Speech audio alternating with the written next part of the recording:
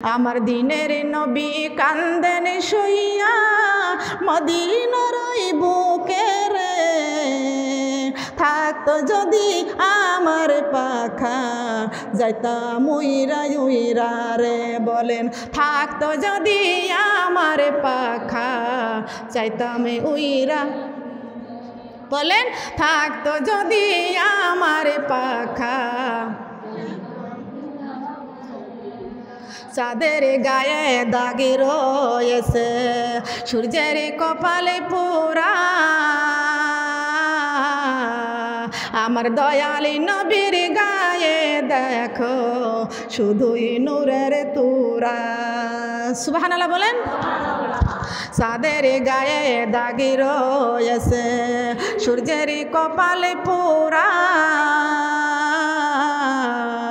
আমার দয়ালি নবীর গায়ে দেখো শুধুই নূরের তোরা। ওই দয়ালি নবীর দেশে আমি, দয়ালি নবীর দেশে আমি যাব কেমন করিয়া রে, থাকতো যদি আমার পাখা যাইতাম উইরা উইরা রে, থাকতো যদি আমার পাখা যাইতাম উইরা। বলেন থাকতো যদি আমার পাখা। নবীর ভুরু দুটি মেলা ছিল যেন তলোয়ার, দেখে সবই কাটা যাবে যত উম্মত গুনাহগার। সুবহানাল্লাহ বলেন। নবীর ভুরু দুটি মেলা ছিল যেন তলোয়ার, দেখে সবই কাটা যাবে যত উম্মত গুনাহগার। আমার সোনারি নবী কান্দেন শুধু উম্মতের লাগিয়া রে, থাকতো যদি আমার পাখা যাইতাম উইরা উইরা রে। বলেন থাকতো যদি আমার পাখা। নবীর আঙ্গুলি গুলি সরু ছিল, লম্বা দুটি হাত বিজলির মতো পার করে দিবেন ফুল সিরাত। সুবহানাল্লাহ বলেন। নবীর আঙ্গুলি গুলি সরু ছিল, লম্বা দুটি হাত বিজলির মতো পার করে দিবেন ফুল সিরাত। আমার সোনার নবীর দেশে আমি যাব কেমন করিয়া রে, থাকতো যদি আমার পাখা যাইতাম উইরা উইরা রে। বলেন থাকতো যদি আমার পাখা যাইতাম উইরা উইরা রে। বলেন না সুবহানাল্লাহ।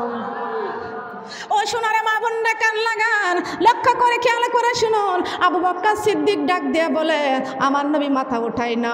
ওমর রাদিয়াল্লাহু তাআলা আনহুমা ডাক দেয় নবী আমার মাথা উঠাই না। দৌড়ায়া ওমর রাদিয়াল্লাহু তাআলা আনহুমা দৌড়ায়া চলে গেছেন ফাতেমার কাছে। ডাক দিয়া কয় ও হাসাইন হোসাইনের মা ফাতেমা, তোমার বাবাকে পাওয়া গেছে ওই পাহাড়ের মধ্যে সেজদায় পড়ে উম্মতি উম্মতি বলে কাঁদতেছেন। ফাতেমা সেইখানে বুরকা পরলেন। বলেন সুবহানাল্লাহ। কি বললেন? কি পড়লেন? মা ফাতেমা কি পড়েছেন? মেয়েরা সব জায়গায় যাইতে পারবে, ব্যবসা করতে পারবে, চাকরি করতে পারবে, পর্দার সাথে যেতে হবে। সুবহানাল্লাহ বলেন। মা ফাতেমা বোরকা পরেছেন কি পরে নাই? আমাদের বোরকা পরার দরকার আছে কি না? বলেন। ফাতেমা বোরকা পরলেন, হাসাইনের হাত ধরলেন, হুসাইনের হাত ধরলেন, ধরে নিয়ে চলে যায় ওই পাহাড়ের উপরে। যা দেখে ফাতেমা সেজদায় পড়ে আমার বাবা উম্মতি উম্মতি বলে কাঁদতেছেন। ফাতেমা চোখের পানি ছেড়ে কান্দে, বাবা গো আজ 3 দিন আমি আপনার কলেজার টুকরা ফাতেমা আজ 3 দিন আপনাকে খুঁজে খুঁজে বেড়াইতেছি বাবা, আজ 3 দিন আপনাকে খুঁজতে যাইয়া আমার চোখের ঘুম হারাম হয়ে গেছে বাবা গো। আজ 3 দিন ঘুমাই না, 3 দিন খারাপ পানি খাই না, গোসল করি না। ও বাবা আপনি মাথা উঠান, সেজদার থেকে মাথা উঠান। আজ 3 দিন আপনার গুনাহগার উম্মতের জন্য সেজদায় পড়ে পড়ে আপনি কাঁদতেছেন। আল্লাহর নবীর কলেজার টুকরা নয়নের পুতলি মা ফাতেমা ডাক দিয়ে কয় বাবা গো আপনি আপনার উম্মতের জন্য কাঁদতেছেন, আমি ফাতেমার জীবনের যত নেকি আছে সব নেকি আমি উম্মতে মুহাম্মাদির জন্য দান করে দিলাম। তারপরও আমার নবী সেজদা উঠাই না, তারপরও থাক রেখে দেন, তারপরও নবী আমার সেজদা উঠাই না। মা ফাতেমা তো জোহরা রাদিয়াল্লাহু তাআলা আনহা ডাক দিয়ে কয় ইয়া রাসূলুল্লাহ ইয়া হাবিবাল্লাহ, আপনার উম্মতের জীবনের গুনাহ মাফের জন্য আমার হাসাইন হুসাইনকে আমি আল্লাহর রাস্তায় বিলীন করতে রাজি আছি। কার রাস্তায় বলেন, কার রাস্তায়? আমরা কি আল্লাহর রাস্তায় চলতে চাই কি চাই না? বলেন চলতে চাই কি চাই না? লক্ষ্য করে শুনুন, খেয়াল করে শুনুন। আমার আল্লাহ পাক রব্বুল আলামিন কোরআনটা দিয়ে দিলেন, আমার নবী কান্দে, আল্লাহ পাক রব্বুল আলামিন ডাক দিয়ে কয় জিবরাইল আমার বন্ধু হেরার গুহায় কাঁদতেছে। কোন জায়গায় কান্দে? কোন জায়গায়? হেরার গুহায় আমার নবী কাঁদতেছেন। আল্লাহ পাক রব্বুল আলামিন ডাক দিয়ে কয় জিবরাইল এই কোরআনটা আমি আসমানে রাখবো না, এই কোরআনটা জমিনে রাখবো না, এই কোরআনটা পাথরে রাখবো না, এই কোরআনটা আমার বন্ধুর কাছে আমি নাজিল করব। কার কাছে পৌঁছে দিবে? কার কাছে পৌঁছাবে?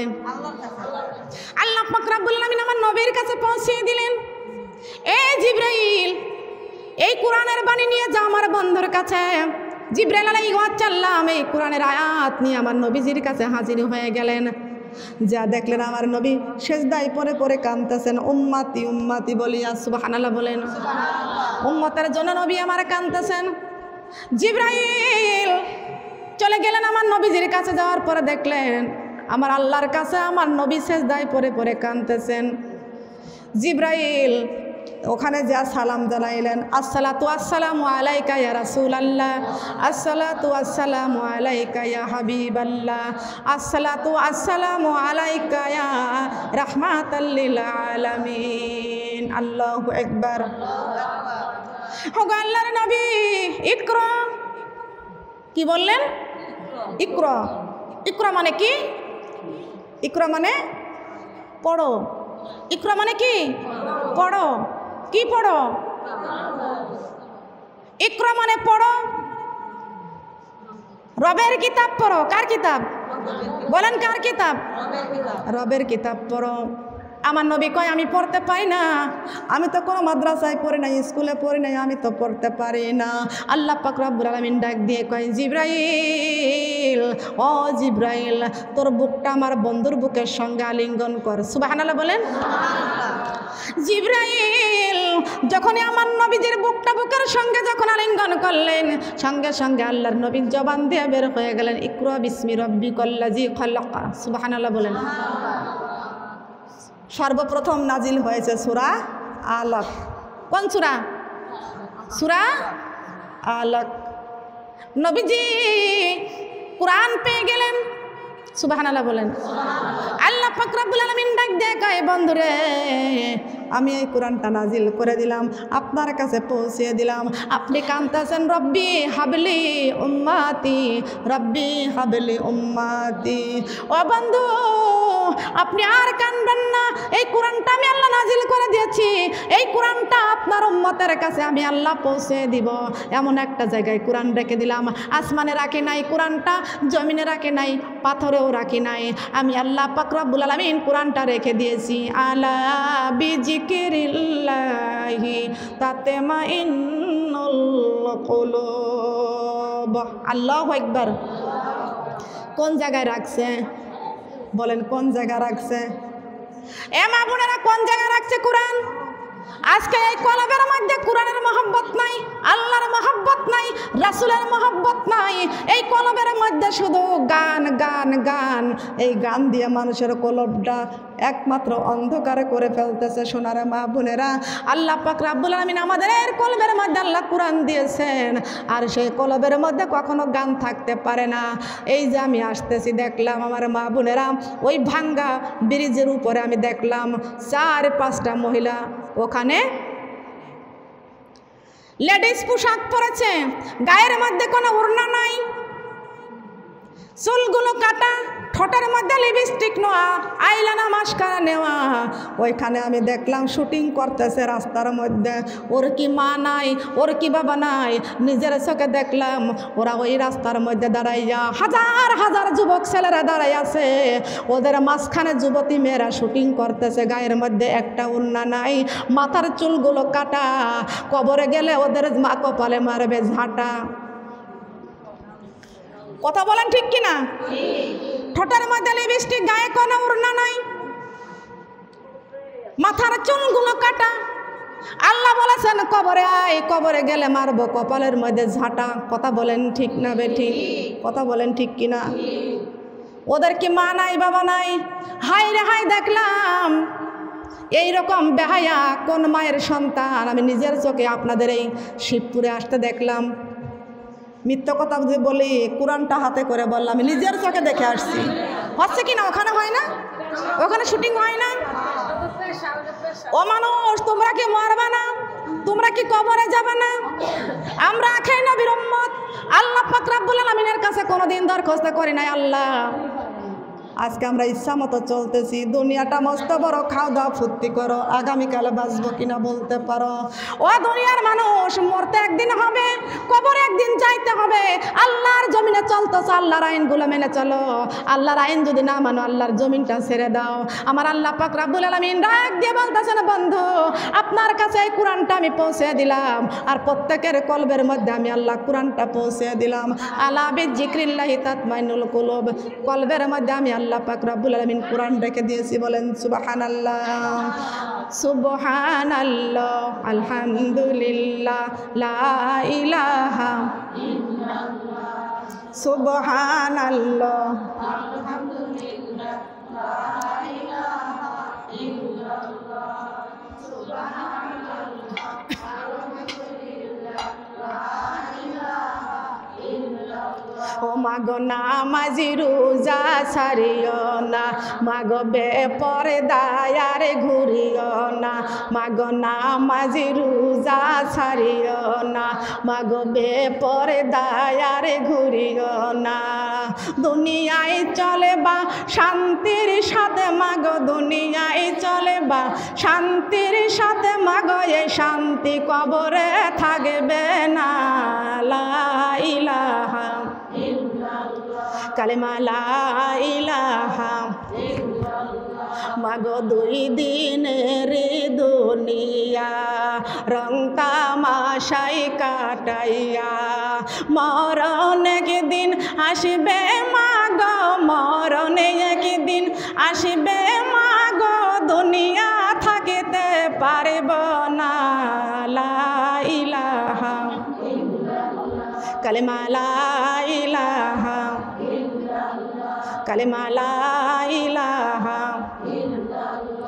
অন্ধকারই ঘরে খানা বানাইছেন পাক রব্বানা, জীবনের মতো চলিয়া যাব আমরা, জীবনের মতো চলিয়া যাব আমরা, আর তো বাড়ি ফিরব না। লা ইলাহা কালেমা লা ইলাহা লা ইলাহা ইল্লাল্লাহু মুহাম্মাদুর রাসূলুল্লাহ। সবাই বলে সাল্লাল্লাহু আলাইহি ওয়াসাল্লাম। শুনান মা বোনরা, কেন লাগান খেয়াল করে শুনুন। আমার আল্লাহ পাক রব্বুল আলামিন বলেছেন, বন্ধু এই কোরআনটা আমি আল্লাহ নাজিল করে দিয়েছি। এই কোরআন শরীফের মধ্যে আমি আল্লাহ ঘোষণা করে দিয়েছি, ইন্নী ওয়াজ্জাহাতু ওয়াজহিয়া লিল্লাযী ফাতারাস সামাওয়াতি ওয়াল আরদা হানিফা ওয়া মা আনা মিনাল মুশরিকিন। বলেন আল্লাহু আকবার। সোনার মা বোনরা আসুন, আল্লাহ পাক রব্বুল আলামিন বলে দিয়েছেন ইন্নী ওয়াজ্জাহাতু ওয়াজহিয়া লিল্লাযী ফাতারাস সামাওয়াতি ওয়াল আরদা হানিফা ওয়া মা আনা মিনাল মুশরিকিন। আল্লাহ পাক রব্বুল আলামিন বলে দিয়েছেন আমাদের মুসলমানদের জাতির পিতা ইব্রাহিম আলাইহিস সালামের বাবা আজর কুমার। ইব্রাহিম আলাইহিস সালাম ছিল ছোট্ট। কেমন ছিল? ছোট্ট। বাবা আজর কুমারকে ডাক দিয়া বলতেছেন বাবা বলো তো আমারে কে বানাইছে? বাবা আজর কুমার বলতেছেন তোমারে কে বানাইছে এখনই তোমার জানার কোনো দরকার নাই, তুমি ছোট্ট মানুষ একটু বড় হও, ঠিক কিনা? ইব্রাহিম আলাইহিস সালাম বলতেছেন বাবা না, আমি তা কখনো পারবো না, আমি এক্ষুনি জানতে চাই আমারে কে বানাইছে। ইব্রাহিম আলাইহিস সালাম সূর্যের দিকে লক্ষ্য করে দেখে সূর্য ডুবে যায়, চন্দ্রের দিকে লক্ষ্য করে দেখে কত সুন্দর করে চন্দ্র আলো দেয়। সুবহানাল্লাহ বলেন। একবার মনে করে চন্দ্র আমার দেবতা, সূর্য আমার দেবতা, তিনি আমার খোদা। আবার যখন ডুবে যায় তখন বলতেছে না, চন্দ্র আমার খোদা হতে পারে না, সূর্য আমার খোদা হতে বলেন পারে কি? বাবা আজর কুমারকে ডাক দিয়ে কয় বাবা কে আমারে বানাইছে? আজর কুমার ডাক দিয়ে কয় বাবা তোমারে বানাইছে নমরুদ, তোমারে বানাইছে। চলে গেছে ইব্রাহিম আলাইহিস সালাম নমরুদের কাছে। নমরুদের কাছে যা দেখতেছেন নমরুদ বুরকা পরে আছে। কি পরে আছে বলেন? নমরুদ বুরকা পরে আছে। আর এ যুগের মেয়েরা সুন্দরী বুরকা পরে না, ঠিক কিনা? নমরুদ কি পরে আছে? কেন বুরকা পরে আছে? ওকে দেখতে ভালো দেখা যায় না, আলকাতরার চাইতেও কালো, ঠিক কিনা? আর আমরা মনে হয় ভালো, এই জন্যেই আমরা বুরকা পরি না, নাকি? রূপ চেহারা সৌন্দর্য কিছু না, এগুলো কিছু না। কিসের অহংকার করেন আপনি? ইব্রাহিম আলাইহিস সালাম আমাদের মুসলমানদের জাতির পিতা। কিসের পিতা? আমাদের মুসলমানদের জাতির পিতা। আর মুসলমানদের আদি পিতা আদম আলাইহিস সালাম। সবাই বলেন সুবহানাল্লাহ। মুসলমানদের জাতির পিতা ইব্রাহিম আলাইহিস সালামের দোয়া ইন্নী ওয়াজ্জাহাতু ওয়াজহিয়া লিল্লাযী ফাতারাস সামাওয়াতি ওয়াল আরদা হানিফা ওয়া মা আনা মিনাল মুশরিকিন।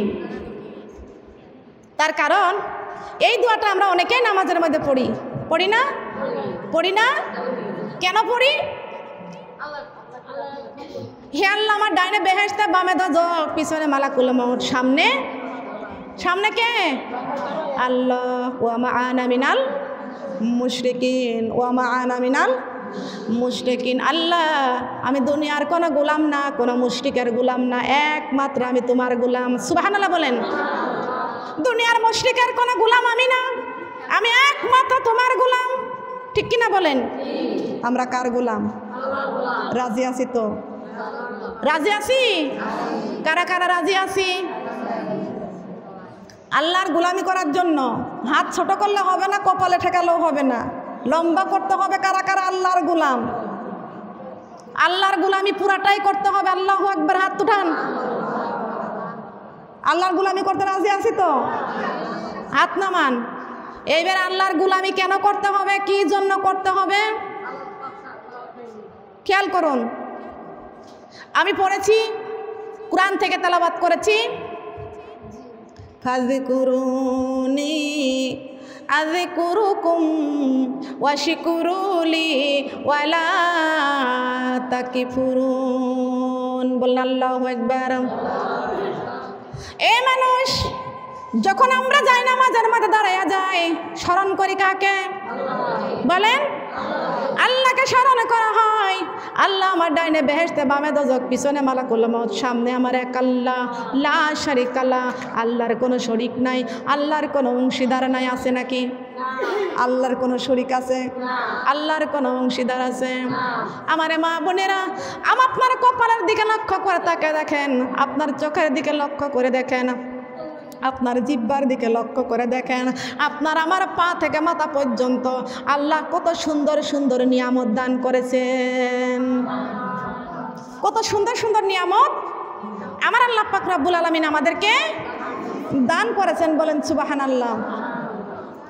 কপাল দিলেন আল্লাহ সেজদা করার জন্য, চক্ষু দিয়েছেন আল্লাহ জি বাংলা দেখার জন্য। কথা বলেন না কেন? জি বাংলা দেখার জন্য। কি দেখার জন্য বলেন? কপাল দিয়েছেন টিপ পরার জন্য। কপাল দিয়েছেন, এই কপালে টিপ পরো না আর, কপাল শুধু সেজদা করে আল্লাহ তাআলার। সুবহানাল্লাহ বলেন। চক্ষু দিয়েছেন জি বাংলা দেখার জন্য। কি করার জন্য? কোরআন দেখার জন্য। বলেন সুবহানাল্লাহ। কোরআন দেখে দেখে পড়বেন। কোরআন দেখা মানে আল্লাহকে দেখা। কোরআন তেলাওয়াত করার জন্য আল্লাহ আপনার চক্ষু দিয়েছেন। বলেন সুবহানাল্লাহ। সুন্দর পৃথিবী দেখে দেখে ঈমান আনতে হবে। সুবহানাল্লাহ বলেন। সুন্দর পৃথিবী দেখে দেখে, সুন্দর পৃথিবী দেখে দেখে ঈমান আনতে হবে। আল্লাহকে না দেখে সিজদা করতে হবে, আল্লাহর উপর ঈমান আনতে হবে, সমস্ত নবী রাসূলদের উপরে ঈমান আনতে হবে। আপনি কোরআন তেলাওয়াত করবেন, কোরআনের আইনগুলো মানতে হবে। কোরআনের একটা আইন অমান্য করলে আপনি কাফের হয়ে যাবেন। কথা বলেন ঠিক কিনা?